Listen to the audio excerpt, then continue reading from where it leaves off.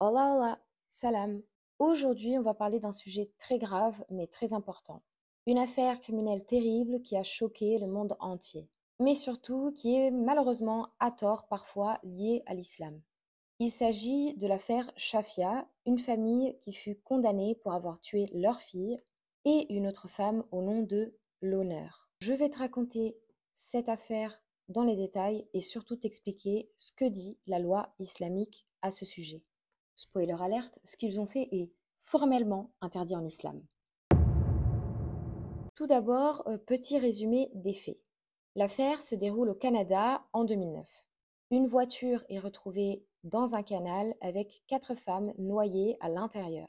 3 adolescentes, Zainab, 19 ans, Sahar, 17 ans, Giti, 13 ans, et la première épouse du père, Rona, 50 ans. Très vite, l'affaire va révéler qu'il ne s'agissait pas d'un accident, mais d'un meurtre. Le père, Mohamed Shafia, et la mère, Touba Yahya, et leur fils, Hamed, sont tous les trois accusés, puis condamnés pour avoir planifié et exécuté ces meurtres.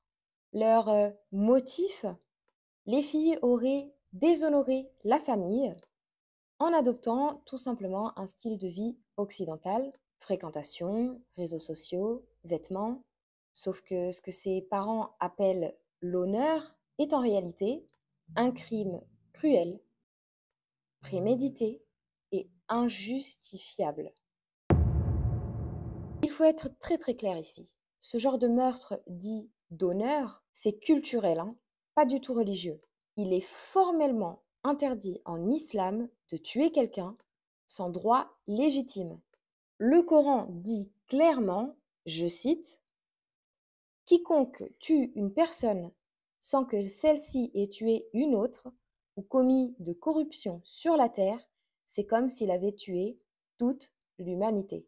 C'est la sourate Al-Maïda, verset 32. Donc, nous sommes bien d'accord que tuer ses enfants ou peu importe le membre de la famille pour l'honneur familial ou par honte, ce n'est pas de la justice là, c'est de la barbarie. Et l'islam est totalement innocent de ça. Dans la loi islamique, la charia, il existe des principes très stricts pour juger une affaire. Alors déjà, pas de punition sans preuve formelle. Le prophète Mohammed n'a jamais condamné quelqu'un sans preuve. Pas de punition privée, on ne se fait pas de justice soi-même. Un père, une mère, un frère, une sœur, tout ce que tu veux, ne peuvent pas aller se rendre justice eux-mêmes. C'est pas possible. Pas comme ça que ça fonctionne. Le système juridique islamique est là pour juger avec équité, miséricorde et respect des droits. Ensuite, numéro 3, il y a le respect de la vie humaine. Même face à un péché, l'islam appelle au dialogue, au conseil, à la prière, pas à la violence. Le prophète a dit, je cite, celui qui n'a pas de miséricorde n'obtiendra pas la miséricorde d'Allah. C'est un hadith rapporté par Al-Bukhari. Alors là, clairement, du coup, tuer sa propre fille parce qu'elle fréquente quelqu'un ou parce qu'elle ne porte pas le hijab, c'est un péché majeur, c'est un crime en islam.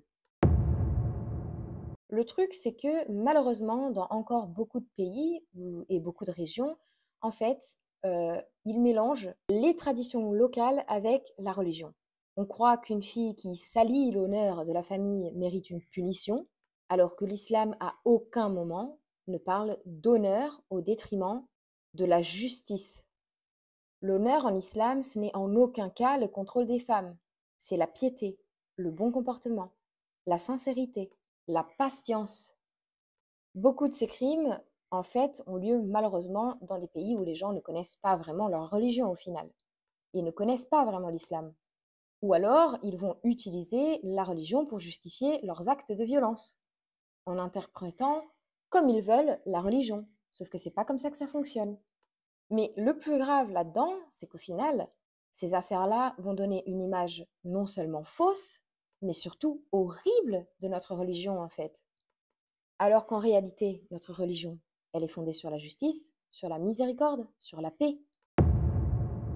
Donc, ce que cette affaire nous apprend au final, c'est ne jamais confondre religion et culture, toujours chercher à éduquer ses enfants avec amour et respect, ne pas juger ou réagir avec colère, mais revenir vers Allah, et surtout défendre les valeurs vraies de l'islam, lorsqu'elles sont déformées soit par les médias ou soit par quelqu'un. Donc, si tu vois quelqu'un autour de toi qui mélange honneur et violence, il faut avoir le courage d'aller vers lui et de dire: mon gars, meuf, c'est pas ça l'islam. Enfin bref, c'était du coup l'affaire Shafia. Merci beaucoup d'avoir regardé cette vidéo jusqu'au bout. J'espère que ça t'aura appris quelque chose et que ça aura ouvert les yeux à certains. N'hésite donc pas à la partager autour de toi. Si tu veux plus de vidéos de ce style-là, tu peux aussi t'abonner. Et n'hésite pas à me dire en commentaire si tu connaissais cette affaire. Et surtout, je serais aussi curieuse que tu me dises en commentaire si tu penses qu'on parle assez de ce genre de trucs-là dans notre communauté. Parce que moi, personnellement, je trouve pas. Je trouve qu'on a que les gens qui ne font pas partie de notre communauté ont la critique facile au niveau de l'islam sans forcément aller chercher en profondeur. Sauf que comme tu viens juste de le voir, la loi islamique, c'est pas du tout ce que certaines personnes veulent bien faire croire aux autres. N'oublie jamais ce message. La miséricorde est au cœur de l'islam. Pas la peur, pas la honte, pas la haine. Ce sont donc sur ces beaux mots que je te quitte et que je te dis à très bientôt pour la prochaine vidéo, Inch'Allah.